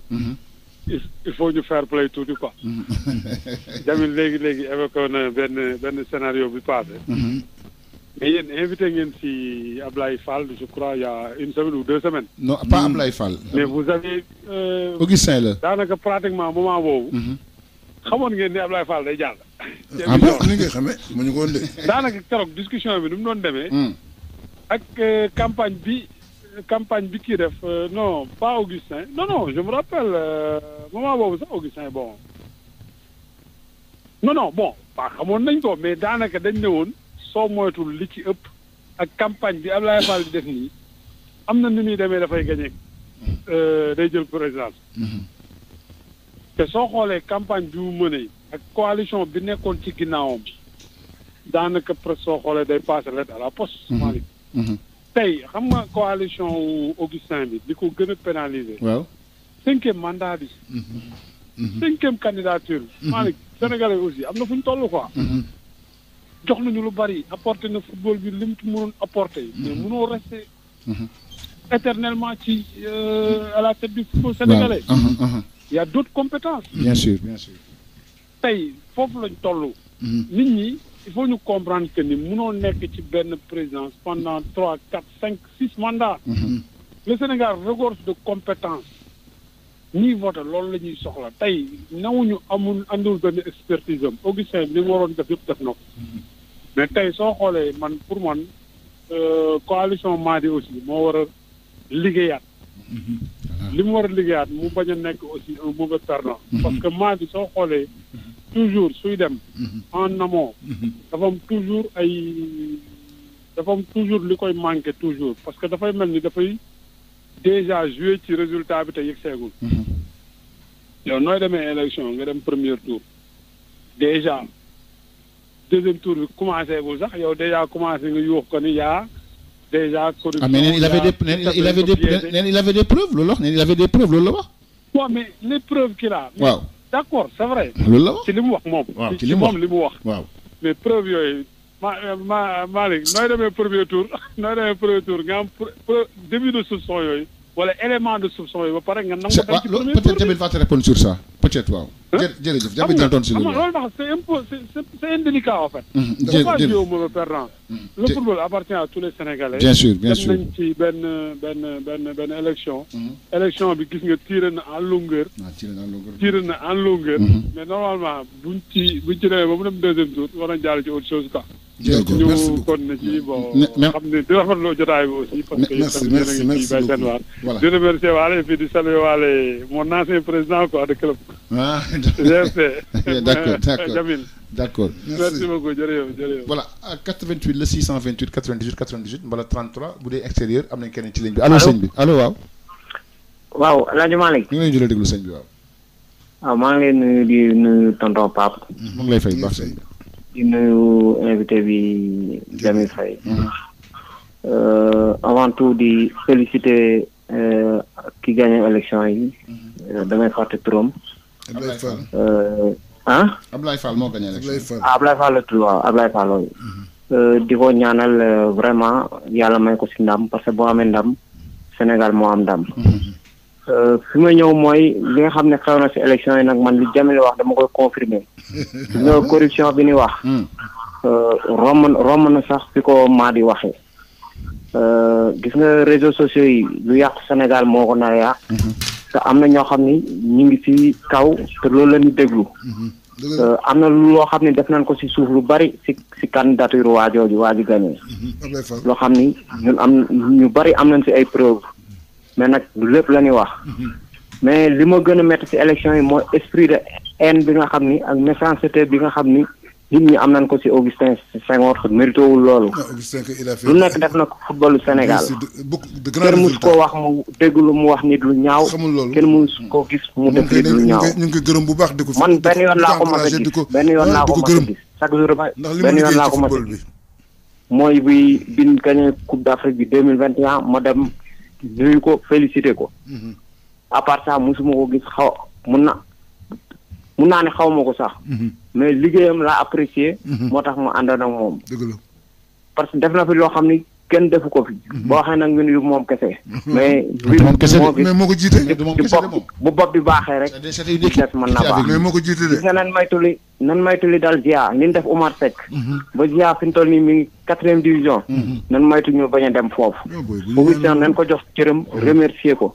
si dëgg-dëgg. ku nekk nag am nga droit ànd ak ku la neex. bien sûr mais moom te ñu ngi jëm si ay match yoo xam ne vraiment très important ñu ngi ñaan fédération bi ñu teel a jël seen i mesures mobiliser waat joueurs yi xamal leen ni ñun li fi nekkoon ba léegi moo fi nekk ànd ak yéen liggéey équipe bi gën a avancé parce que match yooyu bu nga ko ratee gis nga ñi nga wax ay moyens amul benn monde bi fépp fooy dem fédération di indi ay moyens di ko jox club amul. boo demee Congo mooy Kitambe ki fa nekk gouverneur boobu milliardaire la mooy investir ci club am léeg-léeg mu jaay jour am ci jour bi 3 millions d'euros wala 4 millions d'euros investiraat ko amul benn club booy dem ci monde bi. fédération Lyon ñi dañ ko doon waaj a wàcce 2e division. et ce président fédération française de football dafa yëkkati xaalis di ko jox Lyon. loolu buñ ko déggee jour yi tam équipe yi dañuy naxaate rek loolu mënul nekk. amul benn fonds boo xam ne ñoom mën nañ koy yëkkati di ko jox club bi nañ gën a liggéey quoi. te kenn ku ne ñu jox la cëram bañ humilier nit ñi. jërëjëf sëñ bi loolu baaxul su ma jeexale mooy si basket bi quoi basket bi. war nañoo gën a góorgóorlu bu njëkk Sénégal danañ am ay club ay dig di dem ay. Coupe d'Afrique ñu am ay joueurs yu nekk. ay États-Unis boobu dañoo am ay joueurs yu mag amatuñu ay joueurs yu mag. waaw gis nga Nigéria bi. Gia dem na fa. éliminer seen benn équipe ay temps Massaer Ndiaye.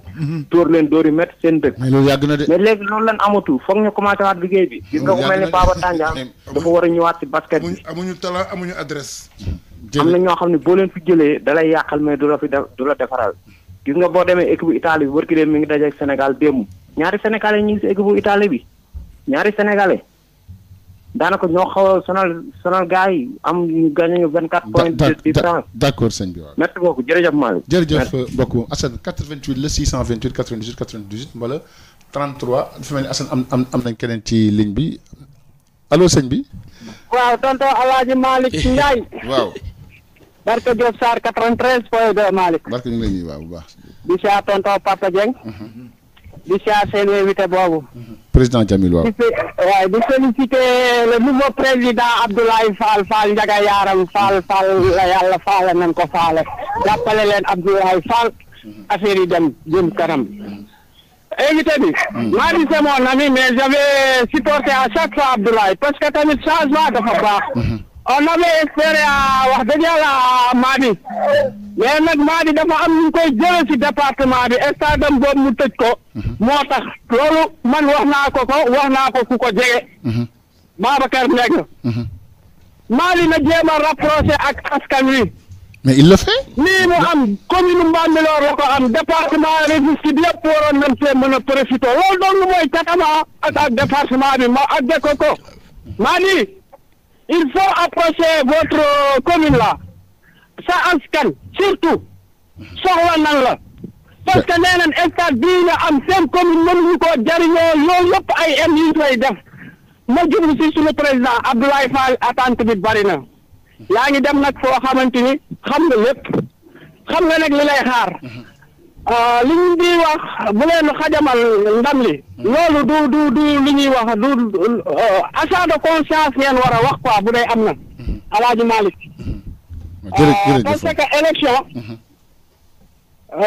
Abdoulaye dafa liggéey président yoo ko jàppale parce que bu ngeen di xool doon nañ estimer ne équipe bu Dakar yi ñoo ëpp équipe bu région yi ok nice mais tey ndam am na ndam li nag xajamul dafa set wicc élection nag lii moo tax nit ñi di bañ a nekk ay candidat dañuy jël benn affaire bu garaawul jéem ko garaawal. d'accord xoolal la fa doon takk der Malick j'étais là-bas hier mais c'est comme si mais c'est normal pour sécurité blabla quoi. mais c'est normal pour sécurité mais il faut respecter les gens xam ne Sénégalais tamit lépp ñoo leen di xool. jërëjëf.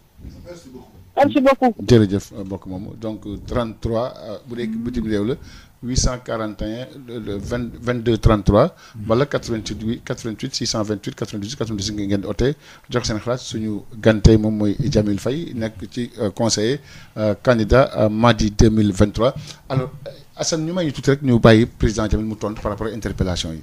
waaw merci beaucoup Malick. mën naa rek ne peut-être damay ramasser globalement. peut-être dellu si benn bu nekk rapidement.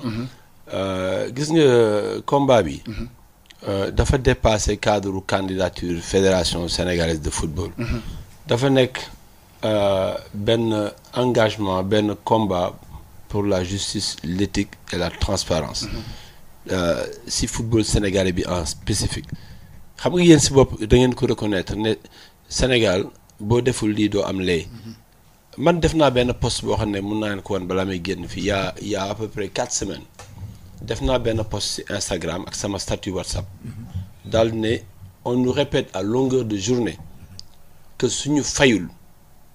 waaw j'ai fait le post il y a 4 semaines c'est-à-dire gis nga ñun xam nga ne fii dama fi toog rajo bi di wax li nga xam ne moo lañu doon dund fan yi passé ne si ñu fayul ñun du ñu gagné balaa may ànd ak Madi ñu ne dégg nañ yéen a amee tractation Madi ak Jamil yéen ñaar ni ngeen di doxalee su ngeen demee.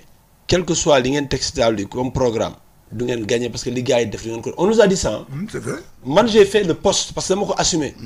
daal na nag on ne changera rien dans notre façon de faire.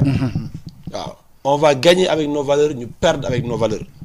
man dama ne Madi Touré bu fekkee dafa def lu jaaduwul may nekk le premier à le dire. bien sûr ñu nekk ñu di farfarloo quoi. sama président sama lii sama lële nañu bàyyi loolu. quand le premier intervenant dit que ne Madi ak nañ da ngeen dem am fair play mais Madi ku ko gën a fair play. 2013 dama ñu gagné ko. si ñu félicité waa ji. 2021 mu toog xool ne 2017 du ma ñëw. bi ngay wax évaluation da doon évaluer. 2021 mu ñëw mu am coow lu rëy. ñu ne dañuy manko dañuy moom mu génn ne je ne suis pas d'accord du ma dem foo xam dañuy dagg affaire bi di ko def nu mu tuddati encore di ko séddoo damay demal sama bopp lu ma am jël mu demal boppam ñu gañe ko mu yëkkati loxo Augustin dans la salle. j'étais là-bas. mais kooku ñu tax ñu gañe ko bi yoon mu ne nu ma ko nangu.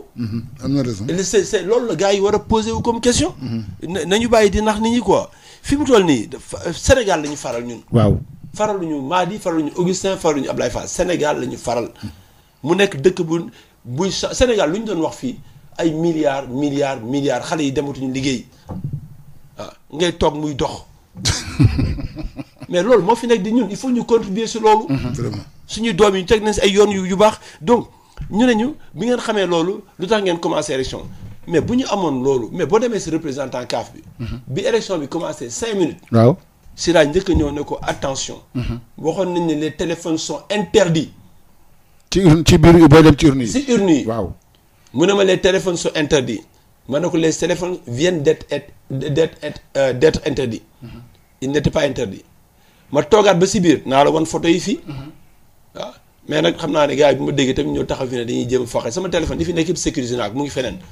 am na ku ñëw sama buntu kër démb di wax ay wax yu ñàkk fayda. je suis pas fou. li ma yor yëpp sécurisé naa ko bu yàgg. mu ngi si notaire ñu tëj. donc mun nga ñëw foqe sama téléphone dóor ma kurpañ wala nga menacé ma ça changera rien du tout on est dans un combat de principe. na ko Sénégal yëpp xam. donc loolu muy leer si bopp nit ñi. ragaluñu tiituñu danañ dem ba mu jeex. donc lu tax ñu ne ñun si biir élection bi la ñu gis ne xale yi nekk si biti ñëw di ñu indil ay benn par benn bi ñu ma njëkkee naan lii du preuve dellu leen ñu dellu indi ma benn ma ne def leen ndànk bi ñu ñëwaatee naa dem gisi waa ji fi mu ne ma noo yónnee ma ko ma ne ko du ma la ko yónnee parce que mun naa def recours mun naa def leneen mun naa porter plainte donc du ma la ko jox nga koy tasaare fii dama koy téye parce que war ne non ñi dañuy wax rek bàyyi ñu dem ñu continuer ñu bàyyi ñuy wax ñuy yoot di yoot ba egg fenn donc li tax ñu dugg ci élection yi on se disait qu'on a perdu des voix mais on va continuer à travailler waxtaan ak nit ñi bi ñu demee nag ba ñuy pare ci laa ñëw indi ñu wax ma ne leen nag on n'est pas prêt à prendre part au deuxième tour lii ñu def déposition devant Seydou Diagne le président de la commission. est-ce que def nañ communiqué bi. ah wax nañ ko. non ñooñu du ñu communiquer loolu dañuy non civil salle bi wax nañ ko c'est que loolu nag gars yi reproché nañ ma ko parce que man maa waroon jël micro wax ko mu leer moo tax ma ne am na ñoo xam ne 30 personnes yoo xam ne toog nañu di voter parce que dañoo yaakaar ñooñu dañuy voter ba mu jeex. si dañ ne rek nee na ñun voté tuñ ñu soog a génn. donc loolu moo indi ñu ne maa di am na 30 voix yoo xam ne amu ko am na ko wax wàllu haine si Augustin Senghor. gis nga souvent damay waxtu dama koy répéter Augustin Senghor bi muy def.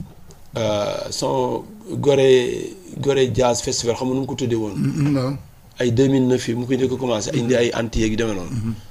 mais ñi bind programme bi si la bokk maa doon fayal sama bopp jël chaloupe dem toog si réunion yi. am nañ kenn ci ñu mais est-ce que du ma ko wala ma garder ko rek moo koy defee. may ko 2 secondes. allo waaw sëñ bi.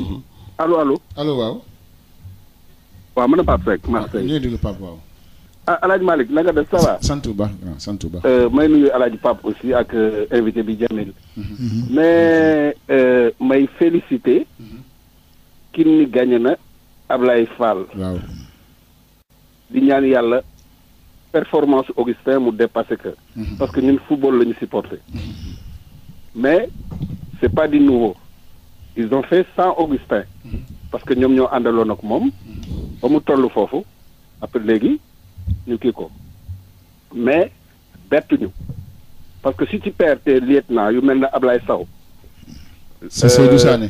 ki nekk Casamance. Seydou Sané ak ñi ko wër yëpp. Omar Samb yéen a ngi may dégg. ñu ngi dégg bu baax ñu ngi dégg bu baax waaw ñu ngi dégg bu baax a baax.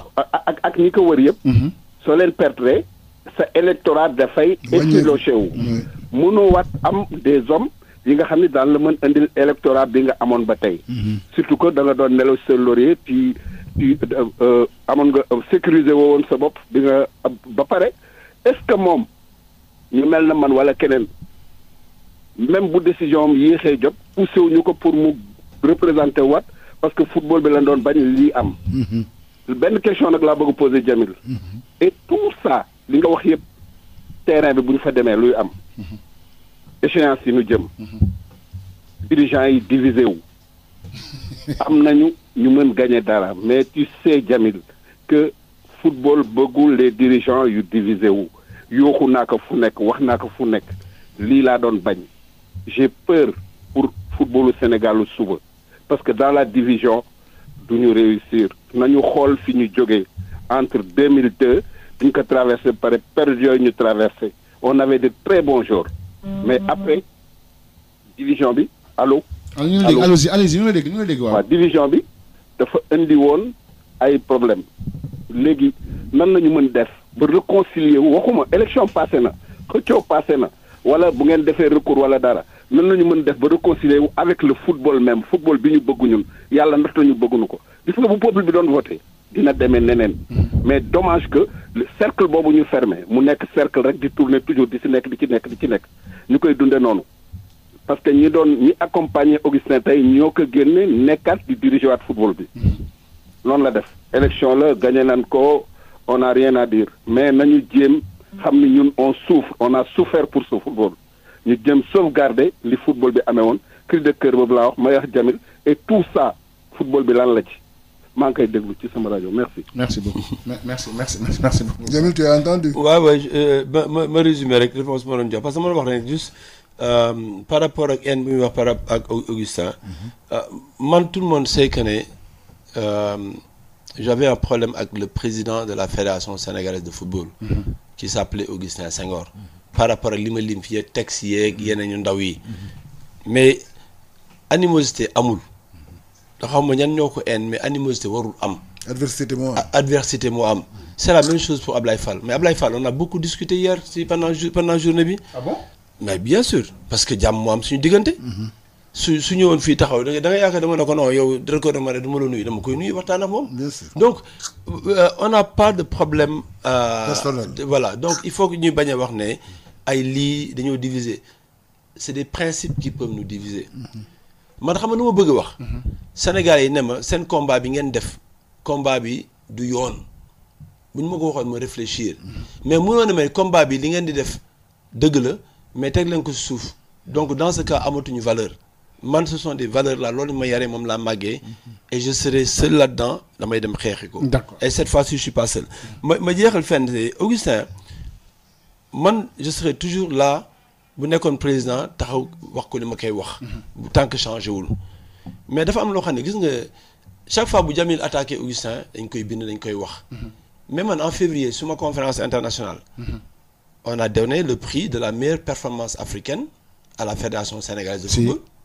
mais ñi si wax bëriwuñ parce que ça les intéressait pas parce que c'est positif. donc pour dire que cristalliser le débat entre Augustin ak man. ministre des sports bu mu ñëwee def jël parole am na lu bëri ñu wax ne gars yi dañoo luubal ministre bi nee na la fédération a été transparente lépp lu ñu soxla woon jox nañu comme bagage donc loolu aussi c'est des choses qui sont importantes gis nga kii wax ne ay maadi ak am na ku wax affaire club yi subvention mais il a raison li ñu war a jàngal club yi c'est pas tàllal leen seen loxo jël subvention. mais comment avoir de l'argent? Comment avoir de l'argent et éviter la dépendance. Voilà comment la ñu mën a monter des dossiers de sponsoring et les défendre nan la ñu mën a organiser seen match. loolu mais c'est pas une question de chiffre Sénégal ku gën a ëppale ay zéro si ginnaaw ñu ne moo ko yor. loolu mais ça si les sociétés sont saturées. seen budget yi jeex. lu ñu def. mais il y a aujourd'hui comment une fédération. Parce que tu es au Sénégal là, tu n'es pas au Qatar. Non, une fédération qui est deuxième en Afrique. 18e au monde. su fekkee ne mënul dugal xaalis dirigeant yi bàyyi woote ñeneen ñëw jël ko c'est-à-dire ce produit là fédération bu gagné 5 il est extrêmement vendable. li am si finale coupe du Sénégal bi wan na ne il y a un produit donc nag bu ñu gëmal nii ne da ngeen di toog seen kër ñu leen di jox dépense ku lay jox man benn président club mus na ma woo na ma dama am problème sama match bi di ñëw sama regroupement ma ne ko sama waay su ma la fayalee sa regroupement ma ñëw dolli ko ñu daje coupe du Sénégal xanaa dama lay wax nga ubbi camp yi may dugal rek ba gagné c'est la dépendance c'est-à-dire gis nga ne nañuy waxante dëgg c'est pas notre rôle d'aller financer des clubs voilà loolu c'est à nous en tant que fédération d'aller apprendre aux gens fu ñuy jëlee xaalis. ñu jël keneen la Jamil nga may ñu rek parce que auditeurs yi bëri nañ trop ci ligne bi Assane ñu jël ko allo sëñ bi. allo allo waaw. salaamaaleykum na ngeen def. waaleykum salaam wa rahmatullahi taala wa barakatuh. Papa Dieng na ngeen def. ça va. alhamdulilah. man dafa am lu ma ci bëgg a wax rek tuuti quoi.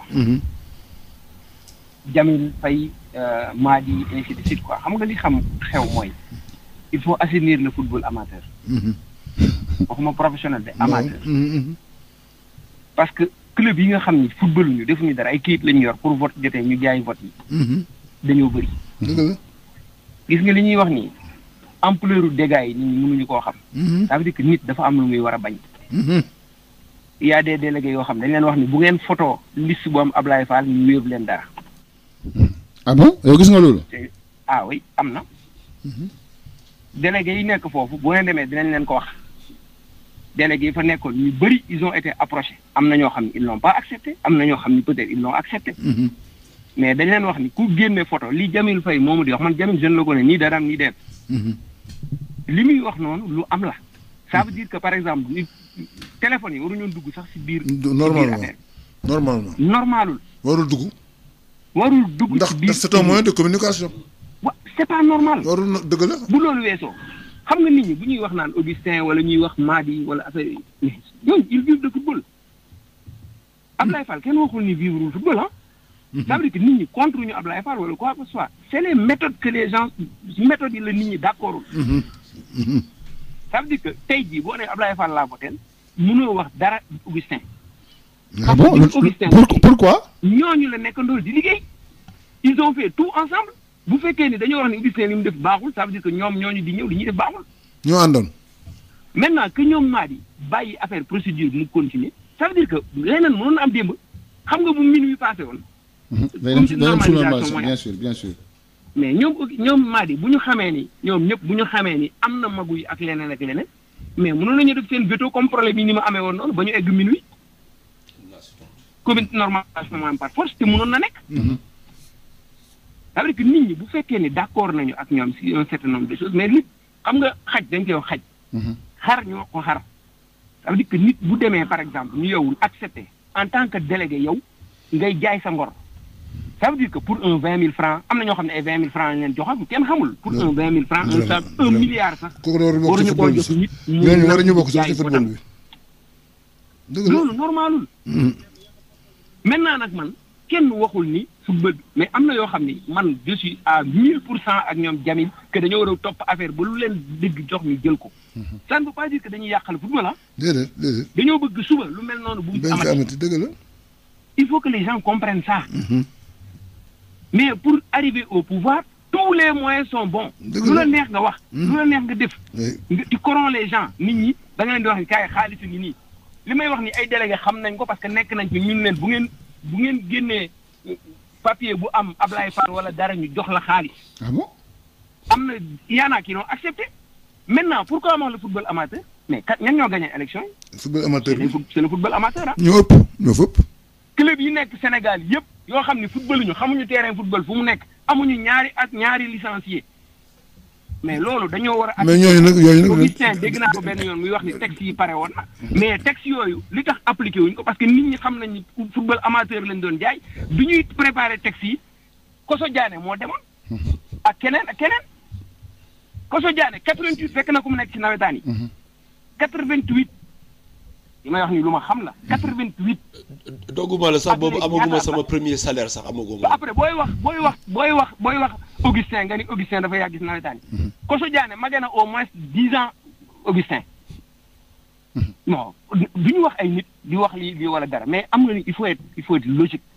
je vous remercie merci beaucoup. jërëjëf bon Assane ñu jëlaat keneen ci ligne bi le temps ñuy bàyyi parce que il reste pratiquement 6 minutes 88 la 628 88 88 wala 88 628 98 98 alors président lan ngay tontu kooku noonu. waaw déjà dafa am fu ma yemoon sànq muy affaire Madi Bambilor. je pense que ne kii wax loolu. du ma ko sax tontu. dama koy wax rek na dem Bambilor mu laaj ndax Madi dañ ko doon reprocher loolu au départ.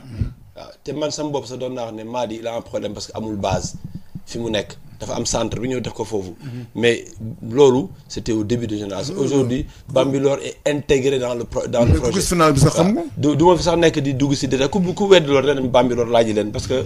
amul problème gis nga kii wax division yi wax naa si naan du problème de personne.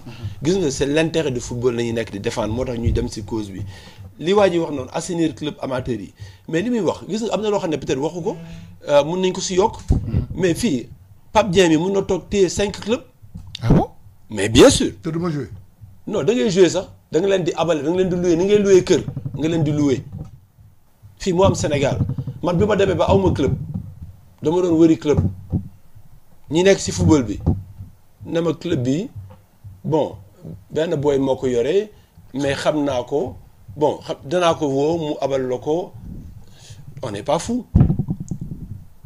gis nga gis nga fi waaye xoolal dañuy voté laa la wax bu élection ñëwee dañ la koy abal parce que boo football 2 ans doo voté dañ la koy abal nga dem nga voté loolu nag mooy indi jaay mi. bien sûr mu gën mais am na ñu fi téye seen loxo ay club yu bëri donc am na li muy wax ni dafa am solo gis nga li muy wax méthode li on dénonce les méthodes xam nga. ñun tey mais si la fédération n'organise pas par exemple des compétitions au niveau des petites catégories. Ouais.